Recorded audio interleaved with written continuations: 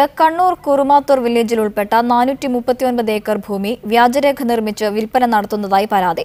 1993-ൽ land board revenue വകുപ്പിനെ surrender ചെയ്യാൻ ആവശ്യപ്പെട്ട ഭൂമിയാണ് കോടതിയെ തെറ്റിദ്ധരിപ്പിച്ച് വിൽപ്പന നടത്തുന്നത്. ഭൂമി സർക്കാർ ഏറ്റെടുക്കണമെന്നാവശ്യപ്പെട്ട് വിവിധ കർഷക സംഘടനകൾ പ്രക്ഷോഭത്തിനൊരുങ്ങുകയാണ്.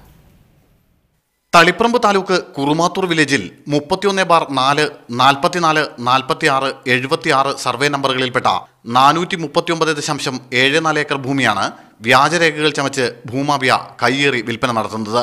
1942-ൽ കട്ടക്കയം ചെറിയാൻ ജോസഫ് എന്നയാൾ കടമ്പേരി ദേവസ്വത്തിൽ നിന്നും പാട്ടമെടുത്ത ഭൂമിയാണിത്. ഭൂപരിഷ്കരണം നടപ്പിൽ വന്നപ്പോൾ ഈ ഭൂമി സർക്കാരിന് തിരികെ ഏൽപ്പിക്കാൻ ചെറിയാൻ ജോസഫ് തയ്യാറായില്ല. 1970കളിൽ ഈ ഭൂമി മിച്ചഭൂമിയായി പ്രഖ്യാപിക്കണമെന്നാവശ്യപ്പെട്ട് വിവിധ കർഷക സംഘടനകൾ പ്രക്ഷോഭങ്ങളും പരാതിയുമായി രംഗത്തെത്തി. തുടർന്ന് 1993-ൽ ഭൂമി മറച്ചു വിൽക്കുന്നത് തടഞ്ഞ് കളക്ടർ ഉത്തരവിറക്കി. ഭൂമി സംബന്ധിച്ച കേസ് ലാൻഡ് ബോർഡിൽ തുടരുന്നതിനിടയിലാണ് വ്യാജരേഖ നിർമ്മിച്ച് ഭൂമിയുടെ മുക്തിയാറവകാശികൾ ഈ ഭൂമി മറച്ചു വിൽപ്പന നടത്തുന്നത്. ചില ഭൂമാഫിയകൾ, ഈ കൈവശം വെക്കുന്ന ആളുകൾ കള്ളരേഖ ചമച്ച് കോടതിയെ സമീപിച്ച് അവർക്ക് അനുകൂലമായിട്ടുള്ള ചില കാര്യങ്ങൾ മാത്രം എടുത്ത് നാട്ടുകാർക്ക് മുമ്പിൽ പ്രദർശിപ്പിച്ച് വ്യാപകമായ വിൽപ്പന നടത്തിക്കൊണ്ടിരിക്കുകയാണ്. 30 ഏക്കറോളം ഭൂമി ഇത്തരത്തിൽ വിൽപ്പന നടത്തിയതായാണ് ആക്ഷേപം.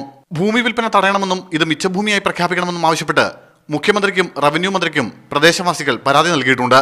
ഈ ഭൂമിയിൽ നമ്മൾ സമരം തുടങ്ങാൻ വേണ്ടി തന്നെയാണ് പോകുന്നത്. ഇത് മിച്ചഭൂമിയായിട്ട് ഗവൺമെൻറ് ഏറ്റെടുക്കേണ്ടത് തന്നെ.